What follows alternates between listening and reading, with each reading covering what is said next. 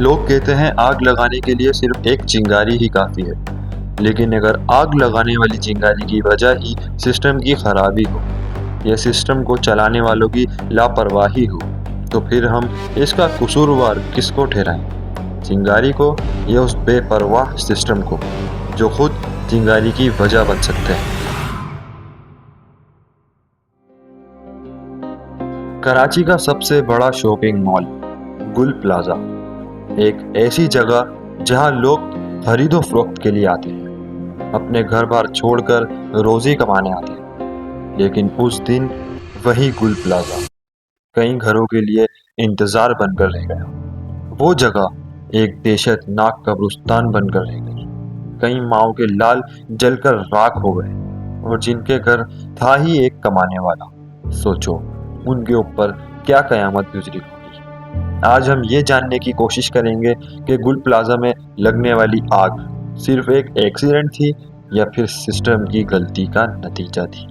17 जनवरी 2026 दिन था हफ्ते का। वक्त रात के 9:45 बज रहे थे। सब कुछ नॉर्मल था। गुल प्लाजा नामी उस शॉपिंग मॉल में सब अपने कामों में मसरूफ थे। हमेशा की तरह खरीदो फरोख्त इस वक्त भी जारी थी। फिर अचानक एक कोने से धुआं उठने लगा। शुरू में लोगों ने सोचा कि शायद शॉर्ट सर्किट होगा।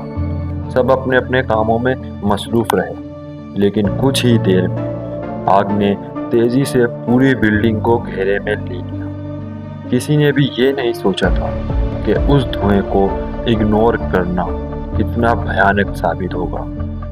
यहाँ एक सवाल पैदा होता है, आग इतनी जल्दी कैसे फैली? ये कोई 60 गज का मकान तो नहीं था कि इतनी तेजी से फैल जाए और किसी को जान बचाने का मौका भी ना मिले। ये 8000 गज का ठीक ठाक बड़ा शॉपिंग मॉल था, लगभग एक फुटबॉल ग्राउंड से भी ज्यादा बड़ा एरिया। रिपोर्ट्स के मुताबिक प्लाजा में बहुत ज्यादा जलने वाला सामान था, मतलब ऐसा सामान ज्यादा था जिसमें आग आसानी से लग जाती है। प्लाजा से हवा निकलने का भी प्रॉपर सिस्टम मौजूद नहीं था। जब आग लगी, धुआं ऊपर फ्लोर्स तक जाके फंस गया।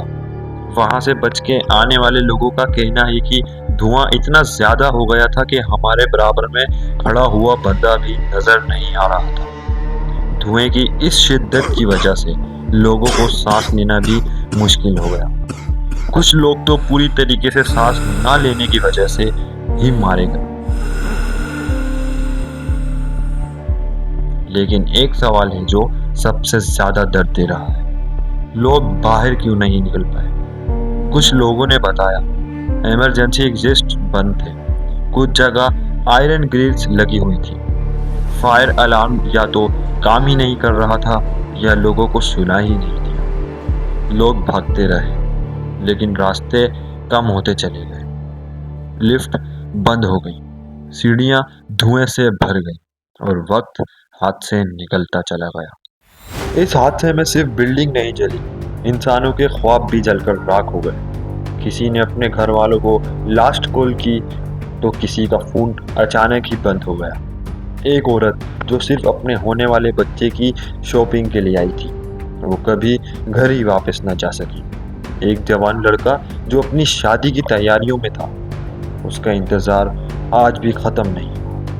और कुछ लोग जो कोशिश के बावजूद भी बाहर नहीं निकल सके। यहाँ दूसरा बड़ा सवाल उठता है, मदद वक्त पर क्यों नहीं पहुंची? अगर रेस्क्यू रेंजर्स और फायर ब्रिगेड्स वक्त पर पहुंच जाती तो शायद गुल प्लाजा तो जल जाता, लेकिन वो 72 मासूम लोग जिनका कसूर सिर्फ इतना था कि वो उस प्लाजा में शॉपिंग करने आए थे, जिनमें बच्चे, जवान, बूढ़े सब शामिल थे, वे मौत ही मारे गए। लोगों का कहना है कि फायर ब्रिगेड्स को आने में देर हुई। आग इतनी तेज हो चुकी थी कि कंट्रोल मुश्किल था। बिल्डिंग के अंदर जाना बहुत खतरनाक था। जब तक आग बुझाई गई बहुत देर हो चुकी थी। अगर सेफ्टी रूल्स फॉलो हो रहे होते, इमरजेंसी एग्जिस्ट खुले होते, फायर सिस्टम काम कर रहा होता, तो क्या ये हादसा इतना बड़ा होता? या फिर ये सिर्फ एक्सीडेंट नहीं, सिस्टम की लापरवाहियों का नतीजा है। हादसे के बाद इंक्वायरी का ऐलान हुआ, मदद के वादे किए गए, सेफ्टी पर सवाल उठाए गए। लेकिन असल सवाल ये है, जब रूल्स पहले से मौजूद थे तो उन पर अमल क्यों नहीं हुआ? क्या हम हर हादसे के बाद सिर्फ अफसोस ही करते रहेंगे? गुल प्लाजा का वाकया हमें ये सिखाता है कि आग सिर्फ चिंगारी से नहीं लगती, आग लगती है लापरवाही से, सब कुछ जानते हुए भी खामोश रहने से और रूल्स इग्नोर करने से। ये वीडियो किसी को कसूरवार ठहराने के लिए नहीं है, बल्कि ये याद दिलाने के लिए है कि ज़िंदगी पैसों से ज़्यादा कीमती होती है। आज हम पैसों के पीछे इतने अंधे हो गए हैं कि हम ज़िंदगी की अहमियत ही भूल गए हैं।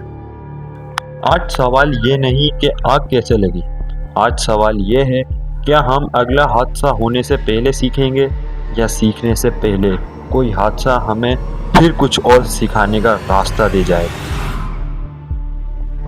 अगर आपको ये वीडियो पसंद आई तो लाइक करें, चैनल को सब्सक्राइब करें और कमेंट्स में बताएं, क्या यह हादसा हमारे होने वाले गुनाहों का नतीजा है या फिर सिस्टम की लापरवाहियों का कसूर। मिलते हैं ऐसी ही किसी वीडियो के साथ। अपना ख्याल रखिए। अल्लाह हाफिज़।